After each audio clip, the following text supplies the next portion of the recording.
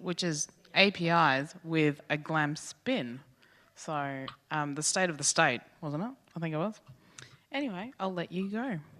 Okay, thank you very much. Well, first of all, thank you all. First of all, thank you all for having me remotely again, and I am really sorry I can't be there. I keep missing things. I just need to plan my life a little more carefully so I can actually make it to LCA more often than I have been over the last few years, which really sucks. But thank you for having me. What I'm going to do is I'm going to switch to my slides in a second. But before I do, just I'm not looking at people again. I'm looking at the back of the room. So hi, back of the room.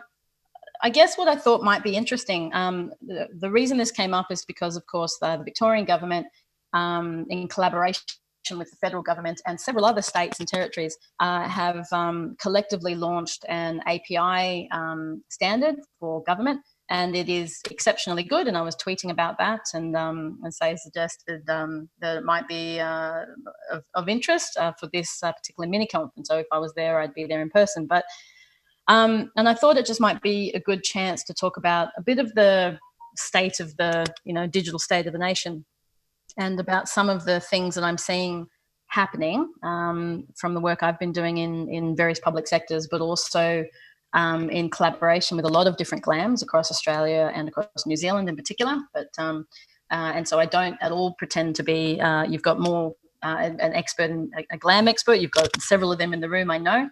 But some of what I'll talk about, I think, will be helpful or of relevance from a perspective of just some of the trends that I'm seeing and some of the stories I'm gonna share. So let me jump into the slides. Okay, here we go. Okay, so so what I'm going to do is a bit of a digital state of the state, and how we're sort of slowly moving towards the idea of humans and machines working together for better outcomes. I just want to quickly remind everyone, just in case people sometimes forget, and it is easy when you're working in whether it's a public institution like government or a lot of the GLAMs or a private GLAM. A lot of it is easy sometimes to get caught up in well, here's how we've always done it, and this is the limitations that we have. But the fact is that we did invent all this. We can reinvent it. I say this pretty much all the time now, just to remind people to not get stuck in the past or stuck by the status quo.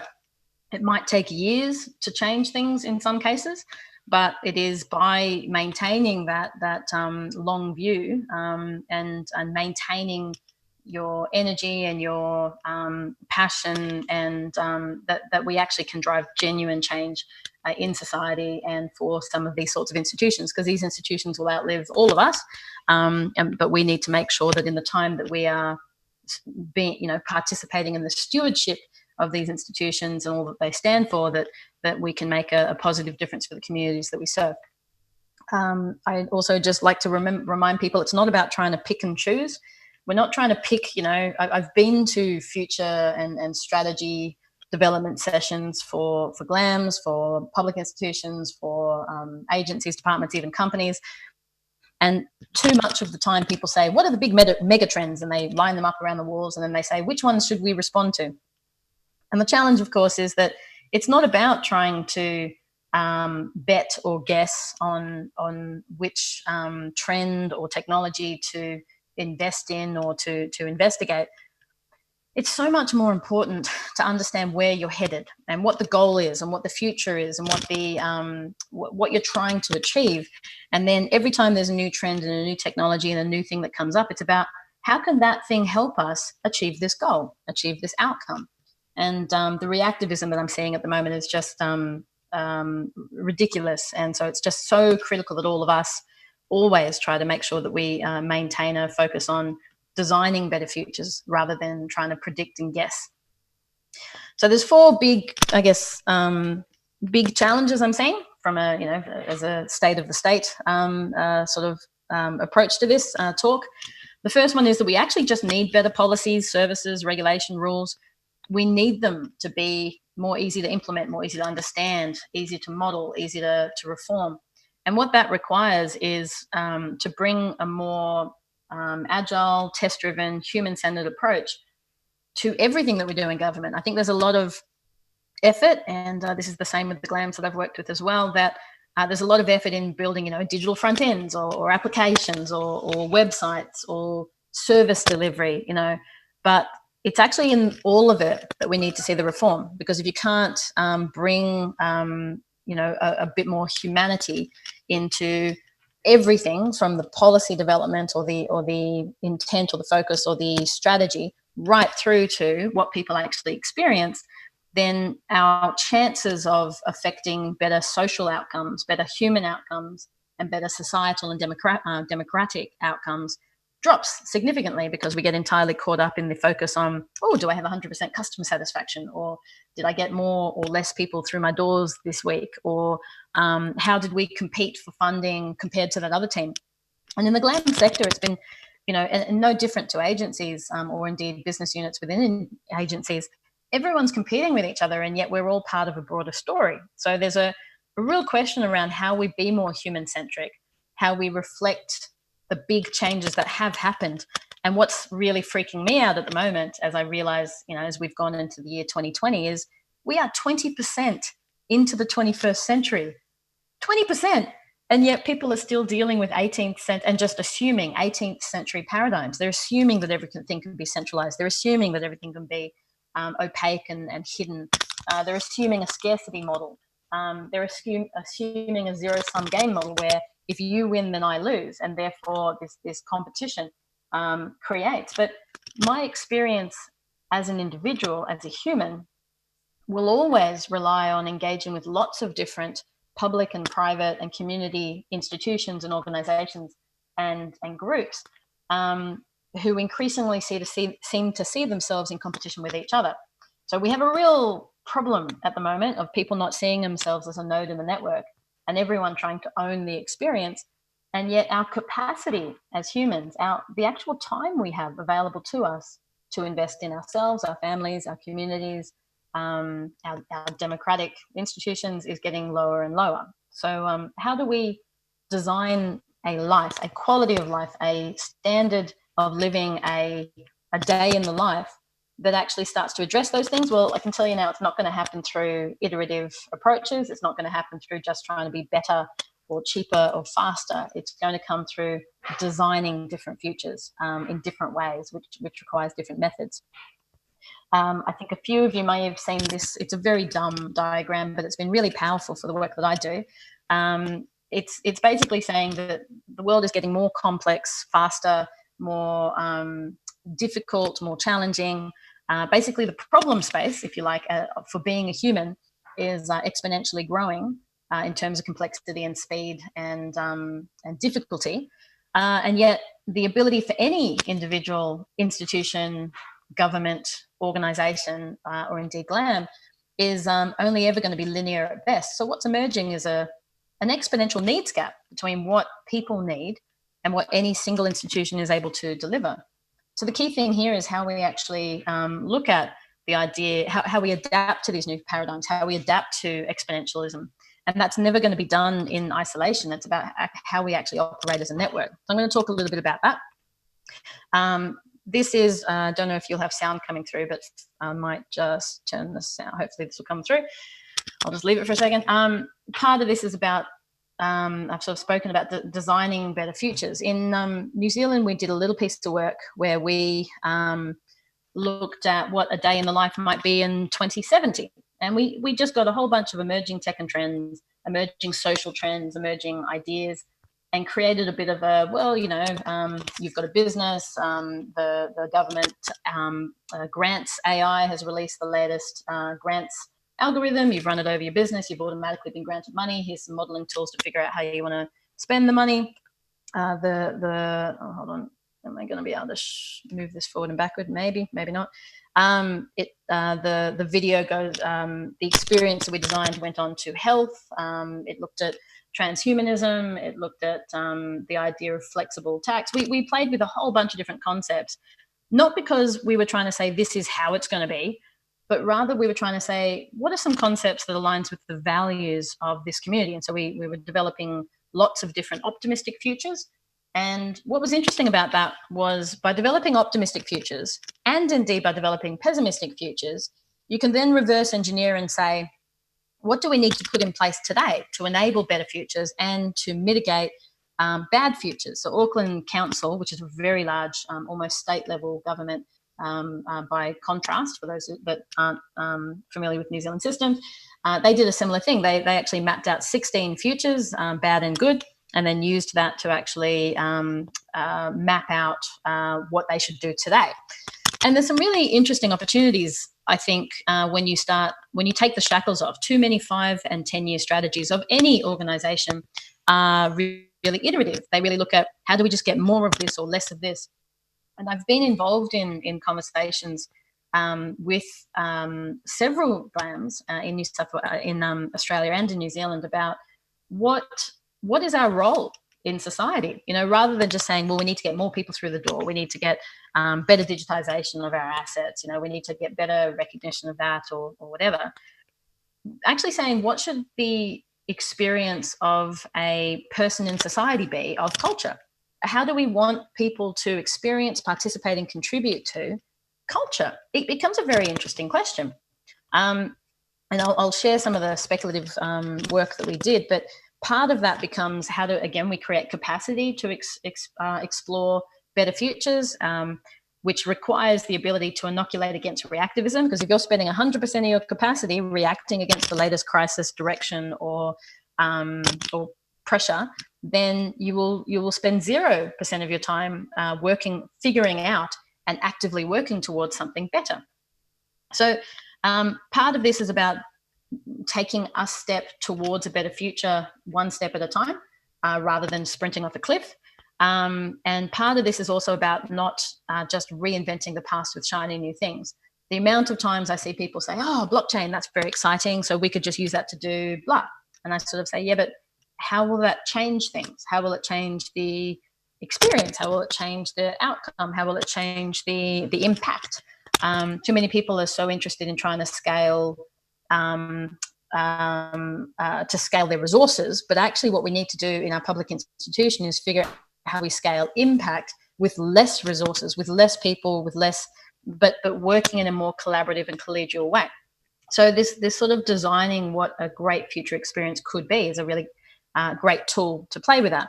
And of course, there's lots of emerging tech. There's always going to be emerging tech. There's always going to be emerging new ideas. The opportunities, as many GLAMs have been exploring around 3D printing and around robotics, and is extraordinary. And I was very lucky to actually experience one of the tech schools in Victoria, and there's about a dozen of them or so.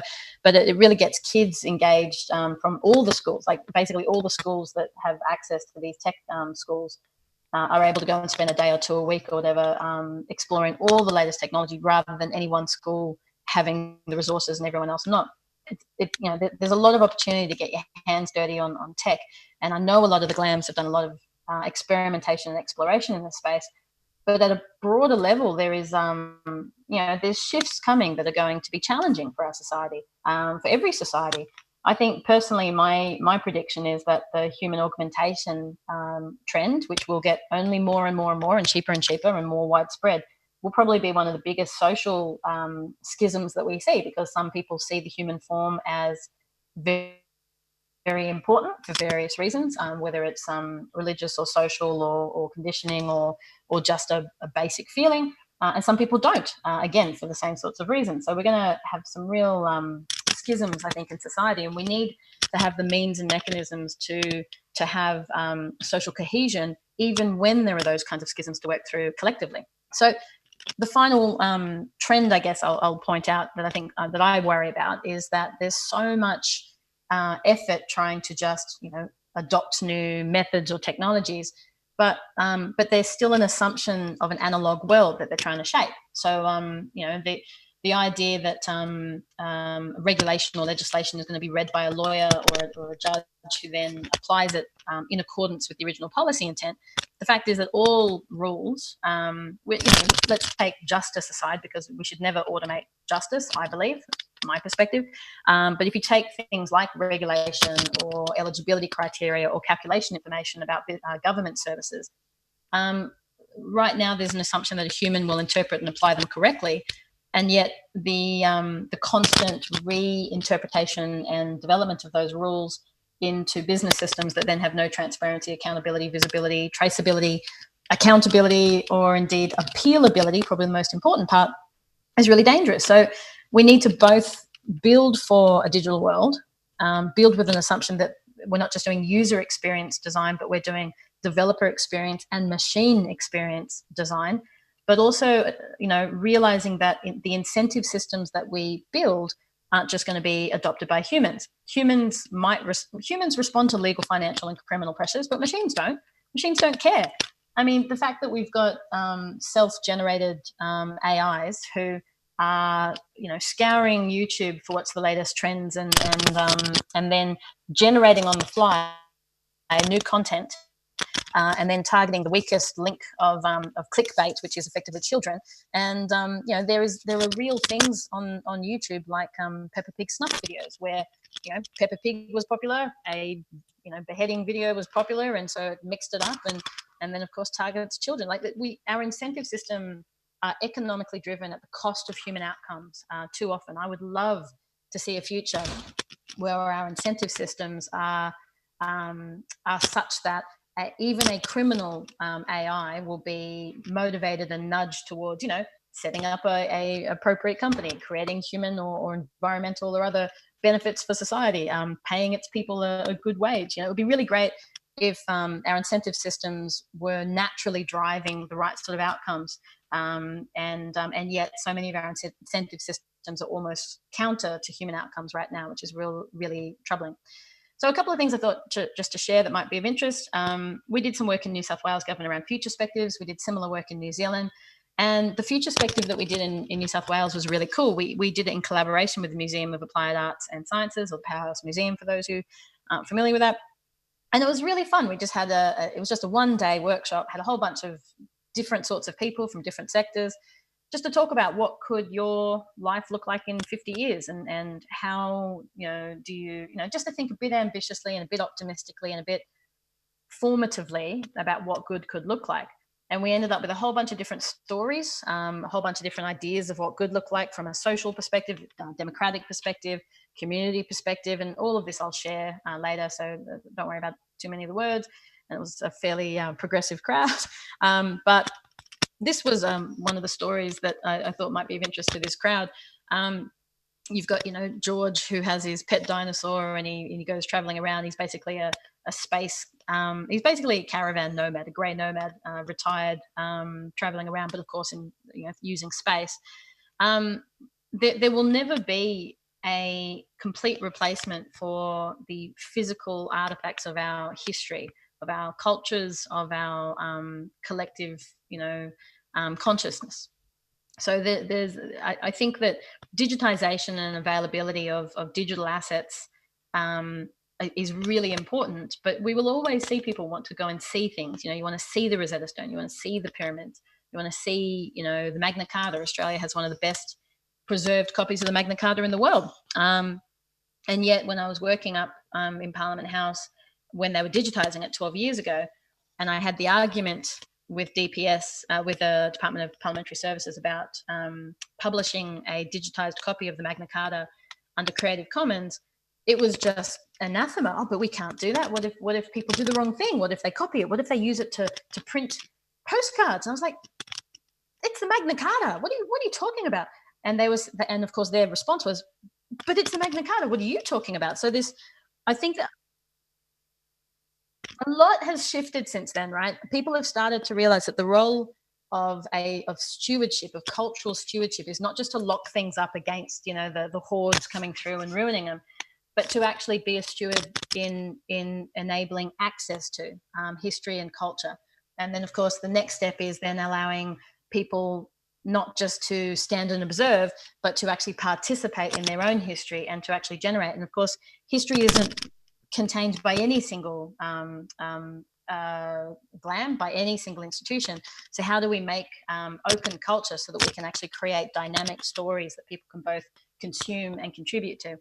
I want to quickly talk about some of the dragons. I think in Australia, the biggest problem that we have And New Zealand doesn't have this problem, which will become obvious in a second why. But Australia has a problem right now where everything that we do in government, and I would suggest by extension to the GLAMs that are at least government-funded GLAMs, becomes a matter of the vision of the people in charge at the time combined with compliance. You know, we have to comply with privacy, comply with this, comply with that.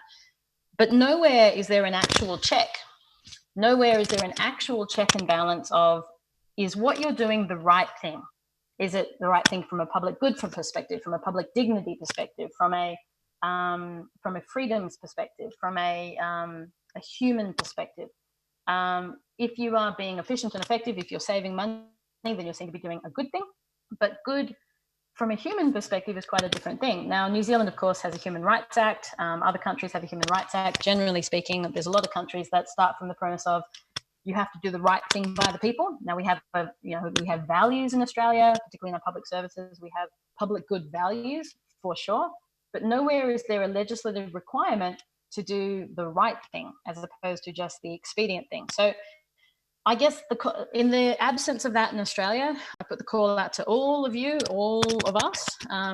We must individually maintain the privacy, ethics, transparency, accountability. Individually, we must do this. We must. There is no excuse. Difficulty is not an excuse, but we just didn't have the money isn't an excuse. If you have $1 or $2 to rub together, you still make sure you do the right and ethical thing, because if we don't, no one will. So I just wanted to put that quick call out there. It's so important, particularly if you're starting to think about trust and trust infrastructure and how we maintain these things, or indeed how we cut through bias in the last case, but how we maintain and indeed, I would suggest build back up public trust in our public institutions, including our GLAMs. The way that we do that is by ensuring that they are apolitical, that they operate in a high integrity, open and transparent and accountable way. Because when they don't, when trust switches off, then it becomes very tricky. I won't go into rules as code, but it is certainly one of the things I'm very excited about at the moment. I've just put this here for all of your interest. Don't worry, I'm just going to flick through it because I think we're almost out of time.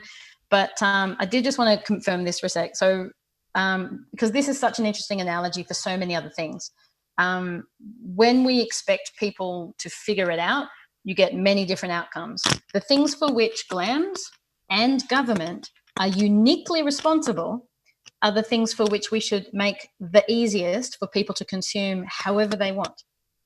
If we have a copy of the Magna Carta, as another case in point, one of the best preserved copies of the Magna Carta in the world, it is actually our responsibility not just to protect it from rabble-rousers, but to make it accessible for people to use, to research, to study, to read, to mash up. It is actually our job to make things available easily so that the official version of the Australian Magna Carta isn't just a picture someone took off their phone. And part of this is also about going back to how we do policy in the very first instance, to actually have people involved in the process of developing policy in the first case, not just developing it and throwing it out there and hoping it's going to be interpreted correctly, but actually taking a test-driven approach to our programs, our policies, everything that we do. I'll jump past all of that for a second. Obviously, the government use and GLAM's use of AI is growing. A lot of them are focused on chatbots at the moment, but it's going way beyond that in some places. So the key question here is how do we ensure that humans do what they do best, machines do what they do best, and most importantly, human and social and democratic outcomes are maintained. I argue that machine consumable legislation regulation is a precondition for AI to do the right thing, but also for trust. But that's just my argument. And of course, I continue to be a strong an advocate and proponent and demonstrator of openness in public sectors and public institutions as best I can. And that's just another part of the what's been good is that openness is increasingly being seen as a necessary part of a digital strategy of digital governments, of modern governments, which is great. It's just become a normal part of the narrative. And you look at the D10, which is the digital 10 nations, of which Australia is not a member at this point, but New Zealand is. And openness is right through. It talks about openness as a key tenet a modern digital government and democracy. So it's very exciting, I think, for us in the open source community, and particularly those of us that have been involved in foss for decades, to see openness being embraced as part of the solution, not just something we have to foist upon people. Transformation onto policy, I'll jump past that, but the key thing here is, again, just bringing more agility and test-driven approaches. I don't have a lot of time, so I'll just finish on a couple of key points. People are suffering. It's very, very easy for all of us, for everyone, to get caught up in the, well, here's the pressures of my job, and we're under, and we've got these budgetary constraints, and it's just really hard, and there's lots of legislation, and there's lots of rules, and but the world and the society that we serve doesn't have time for our pity parties. We need to put every skerrick of our effort into alleviating that suffering, because that suffering is growing. It is simply harder. I lived in Sydney for 10 years, and I left about 10 years ago. I worked in the New South Wales government for the last year, and it was fascinating to see the changes just in 10 years. 10 years ago, you'd be lucky to see, like on a really bad day, maybe a dozen people living rough around the central area, central Sydney. And in my first, week, I saw maybe 80 or 90 people sleeping rough, doing it really hard. Every person I spoke to, and I speak to people all the time, from all walks of life, not just my own circles, and everyone agrees that life is simply harder. It is more expensive to live. It is more difficult to live. Everyone's working 2 jobs. They don't have time for their kids. We have got ourselves to a position which is not healthy. For a GLAM specific example, I was invited to go to a very large museum in New Zealand, and it was a really interesting conversation, because we had the conversation about how libraries have made this extraordinary and powerful transition to being community hubs, not just places to go to get knowledge or where knowledge is protected, but actual hubs for people to come together, for people to learn, for people to train, for people to get support, even to the point where some libraries are being engaged with by governments and other service providers to provide services in Australia and New Zealand, and around the world. And talking to this museum, they were talking about, how can we be relevant to the community? And we started talking about the fact that humans are human and have human needs. And one of them said, well, we've got people sleeping rough every night. Maybe one just very small thing we could do, and I know the staff would be really keen to do this, would just be to do a soup kitchen once a week. And just seeing them shift their brain into, we're not just a museum on the hill separate from society. We have to play an active role in society.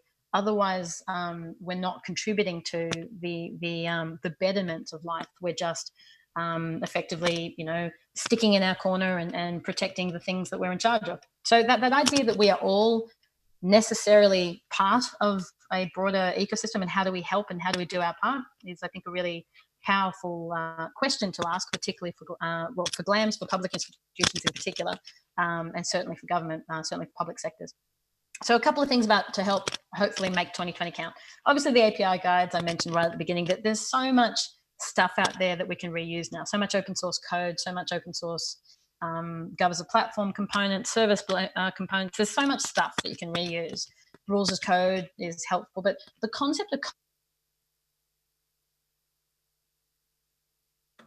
the idea of culture as something people can stand upon and thrive, I think, is critical. It's not just about consuming, it's about dynamic stories and participatory culture, and the idea that culture doesn't belong to any one organization. So I want dynamic stories. So the more that GLAMs can make what they do consumable and mashable by others, the more that we can help people engage with their own stories. So I'll finish up there. Thank you so much for having me, and if there's any time for questions, that'd be cool.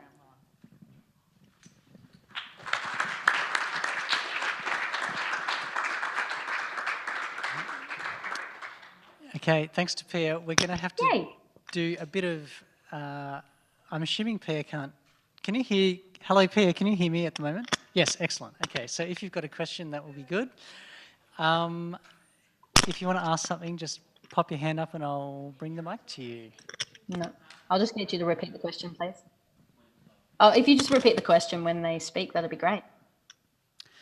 Hi, Pia. Near the end of this, you gave sort of one example of going between the small things that you can do, the soup kitchen, and this kind of larger view that you have. And I'm wondering if you have other thoughts about that, because I'm struggling to think where someone like me actually helps. Sure. Look, part of it, I think, is creating for yourself because this is step one, because if you don't have time and space, nothing else is possible, right? You go back to work and then you're back to the 100% running around and trying to do the thing that you have to do. So the step one is create a little bit of space. In every job that I've had in public sectors for the last 5 years in particular, and in particular the last 3, I've tried to make it sure that so that not just me, but my teams have at least 10% playtime. And it is amazing how just slowing things down, getting a clear program in place, and explicitly carving out that time to think makes a huge difference.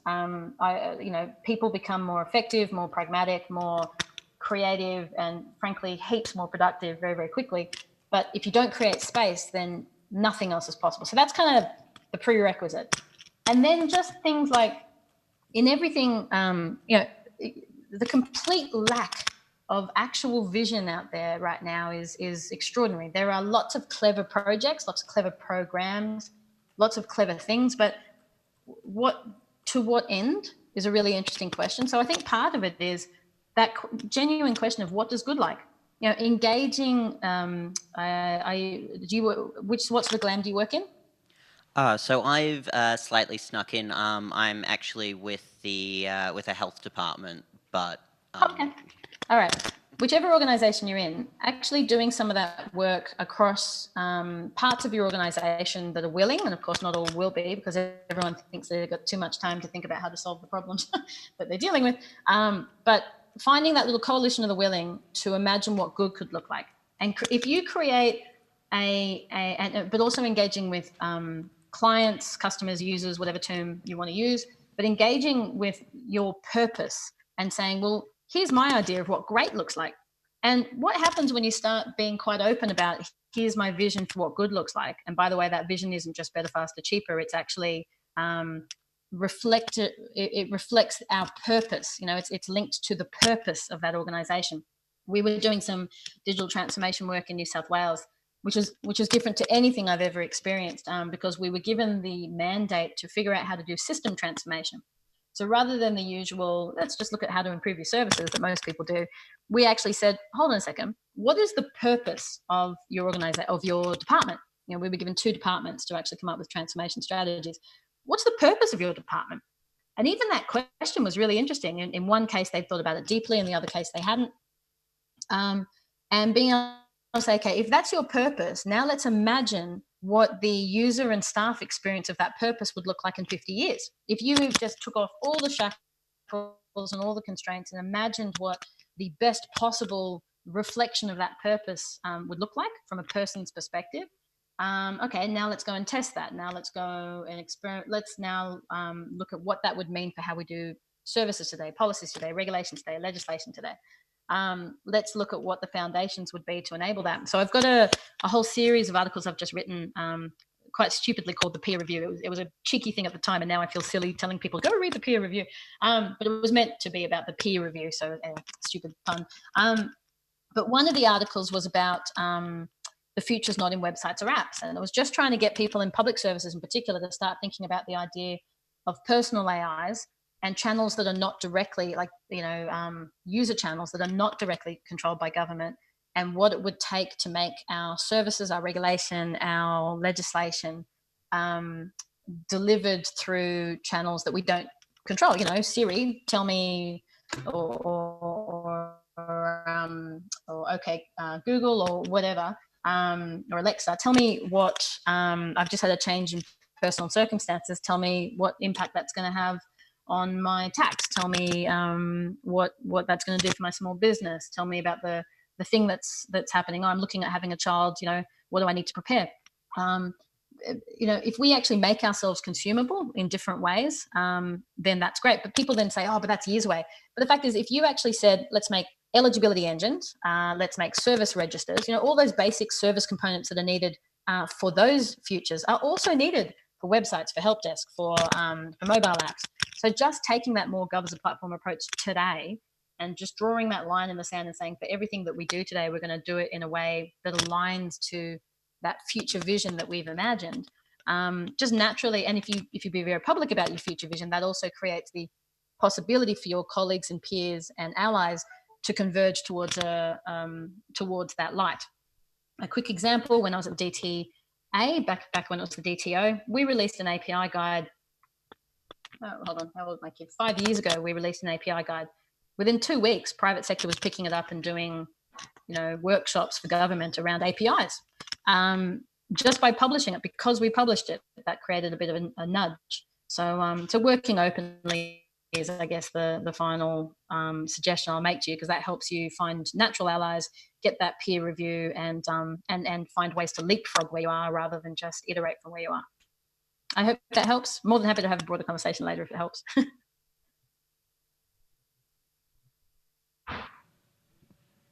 Any other questions for Pia? No. They're all stunned, Pia. Oh. Hi. I think there's another question. Hey, Clinton. Hey. At what level do you think the big picture needs to happen? Does it need to be at the state level, at the federal level? Does it need to be department level? Whereabouts? Oh, I love that question. So I have never waited for someone above me to have a big vision, because frankly, it would never happen in some cases. I guess where I start from is, I think all of us in this room are a little bit subversive. It's sort of the nature of our community. It's the nature of who we are. So I guess when people say we just need the leadership, once we get good leadership, things are going to change. They are giving themselves an excuse to not make changes now. My strongest possible recommendation, and I've just been doing a talk about this to the United Nations development people yesterday as well, and to go everywhere I go, I sort of say to people, don't wait for someone else. Just create in your mind vision.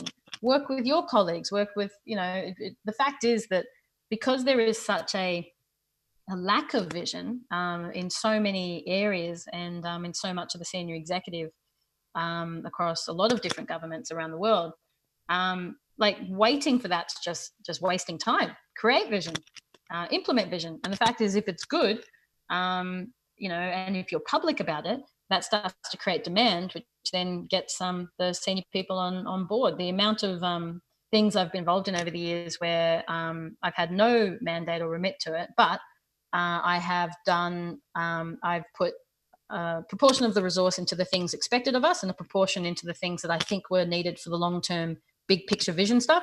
And then these things, the top layer gives you authority and permission. So long as you're delivering on the things vaguely expected of you, then people don't tend to get in the way. And then the bottom things gives you credibility. You just punch them through to delivery every so often when you can and when that makes sense. But it is up to us all individually at whatever level we are to organize ourselves and whatever resource or influence is at our disposal in a way that always is balancing between both symptomatic relief and causal addressing. Otherwise, we're just helping everyone run on a treadmill, nowhere. So I know that that's not an easy answer, but there is no easy answer. We will never just get a silver single leader who's going to just fix everything. So we just got to get on with it. Thanks, Pia. Thank you very much.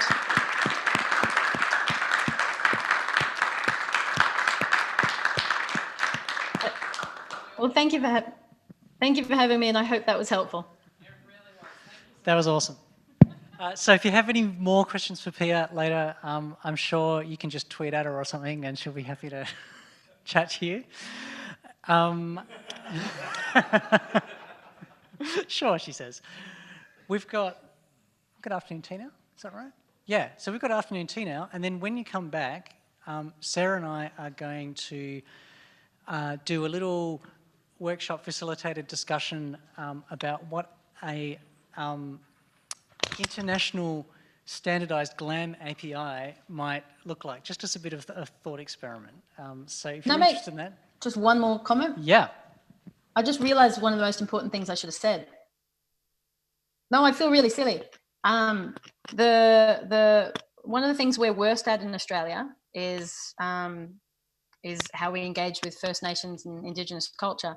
I don't know if any of you saw it, but the Museum and Galleries Australia did an extraordinary thing. They actually worked with Indigenous Australia organisations and communities and people and created a Museum Galleries Australia Indigenous roadmap. It is epic. It is truly amazing.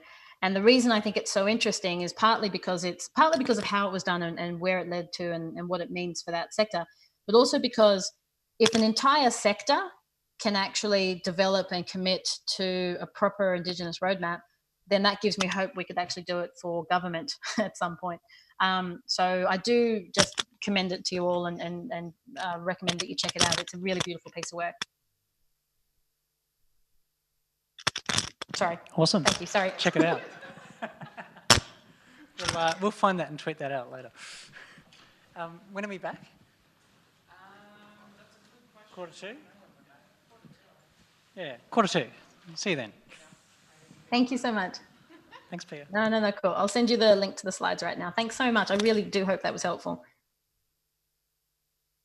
Cool. Bye, Doma.